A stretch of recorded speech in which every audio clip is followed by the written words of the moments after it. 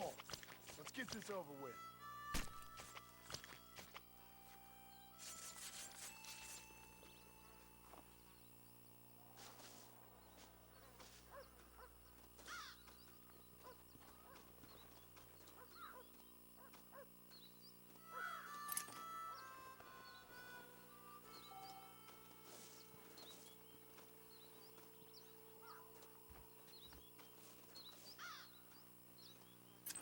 Don't think you'll be wanting this no more, friend.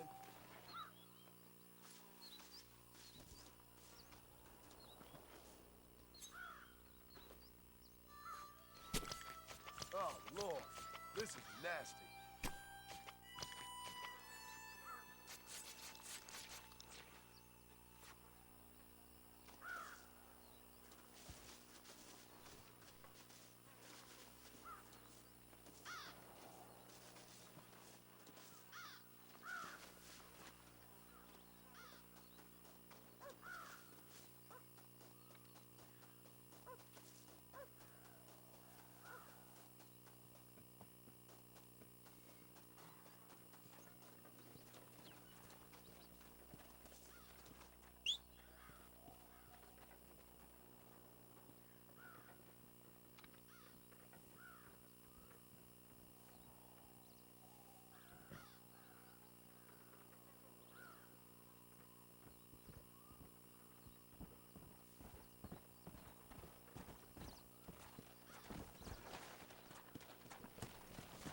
Yeah.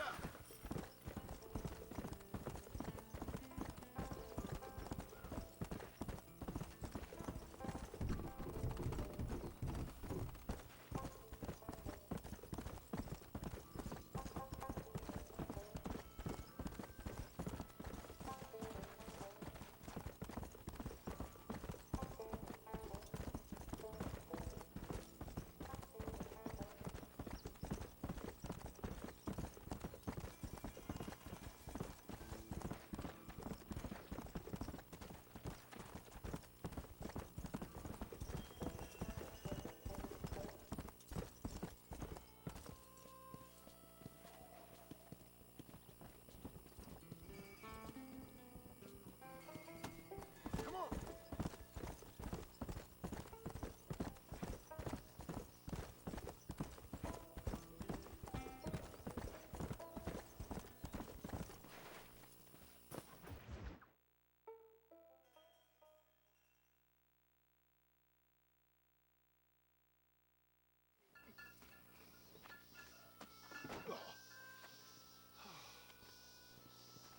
Oh, Mr. Marston. How are you, sir? I'm all right. I met up with your friend, Seth. Oh, Seth of the Dead. Yes, interesting fellow. You don't meet many men these days with the moral fortitude to cut straight to the chase like that, do you?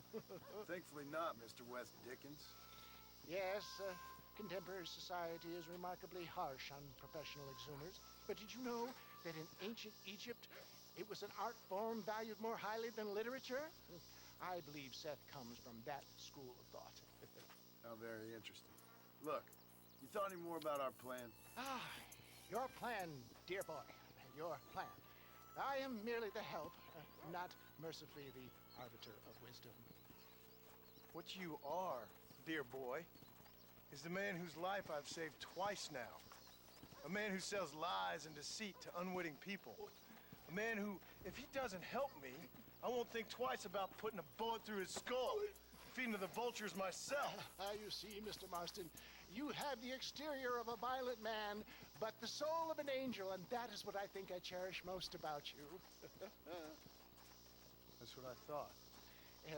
But before we can attend to your particular problems, we need some extra lubricant to oil the machinery of business. And this being America, that lubricant with which we concern ourselves is money. Money? What are you talking about? Oh, we need weapons. Armor plate for the wagon, extra hands, and I need some danger money. So, Let's sell some more of these cures. Sell cures? Around here? Do you want to see me lynched? Oh, no. The sport of kings. Racing, my friend. The sport of kings. A noble activity without reproach.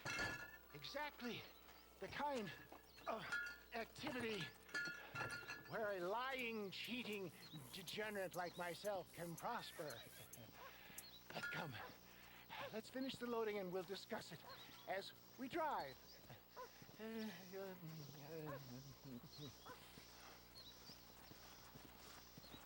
Now, sir, to gap tooth breach.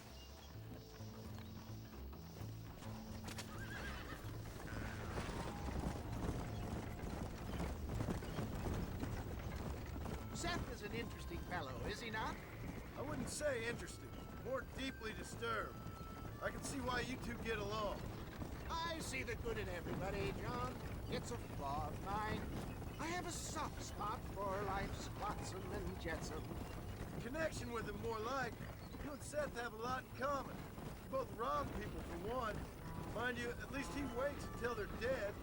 Oh, my dear boy. Nobody is more critical of drinkers than a drunk who's mended his ways. What are you talking about? Come on now, John. I've heard about you. You spent your life robbing people. It's a little inappropriate to be taking the moral high ground now. I had the courtesy to put a gun in their face. Whatever helps you sleep easily at night. We stole from those who had too much. Tried to give to those who had too little. A Robin Hood with spurs. Oh, romantic. You expect me to believe that, poppycock? Maybe I'll have the good fortune to be able to leave my nefarious life behind one day and work on the government's dime. Don't talk about things you don't understand. Dear, oh dear, simmer down, my boy. You need to start appreciating your friends more. Folks around here don't see you as any different from Bill Williamson. I didn't think I'd have to huckster snake oil and dig up the dead, that's all. Take it from me, John. Elaboration is the key to success. I can help you. Seth can help you. It's business. Nothing more, nothing less. There's no need to make it quite so personal. Suits me.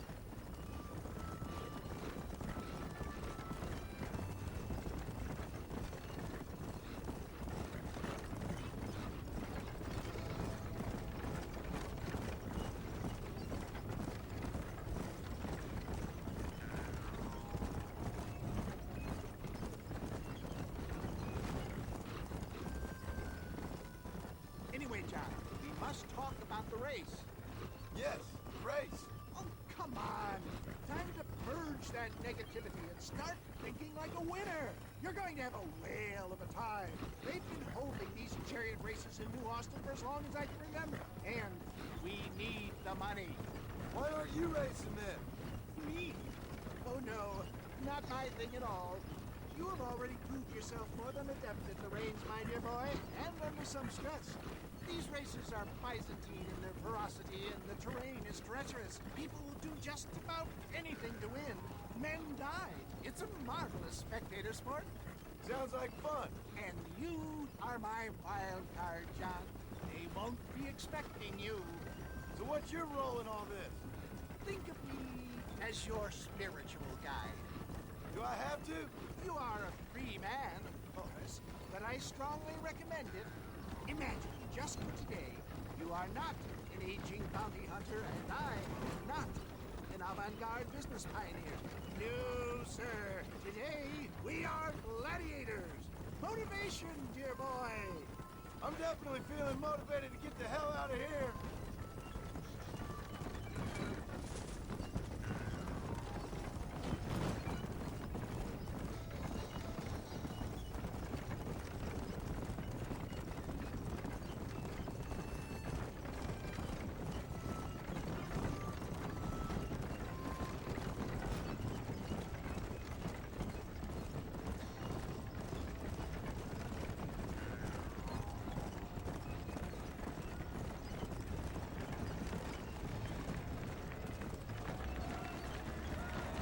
Here we are, John. Gap tooth breach.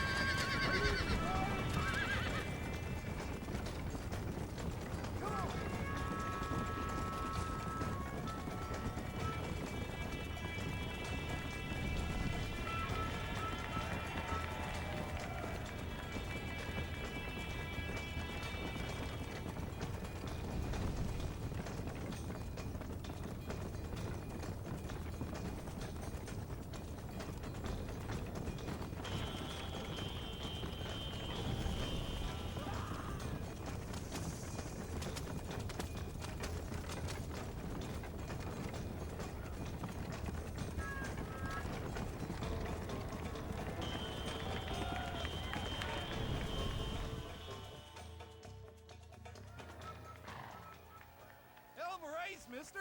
I'll take care of this cart for Mr. West Dickens. Come on, John. I suggest we beat a hasty retreat.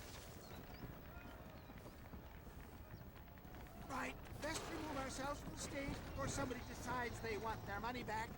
Fine by me. Wasn't that fantastic?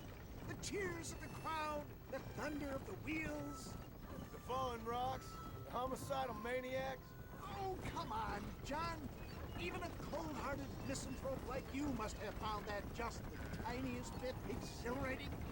Not the friendliest bunch, are they? They take the racing very seriously in these parts, and your participation was not entirely pre-approved. That was clear. Ah, sport, war, and heartache. The guilty pleasures of mankind since the dawn of time. I'd get away from the men we just swindled before you start waxing too lyrical. Yes, of course.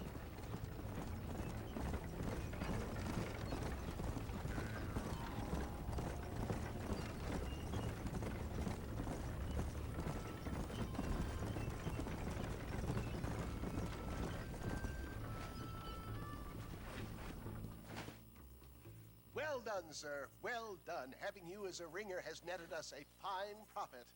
We seem to be wasting time, old man. Oh, patience, my friend. The Trojan horse cannot run before it can walk, if you'll forgive the metaphor. Next, we need to procure some grand and overwhelming firepower. And for that, you need to contact an old friend of mine. Goes by the name of Irish. Irish. Yes, he's an interesting kind of fellow.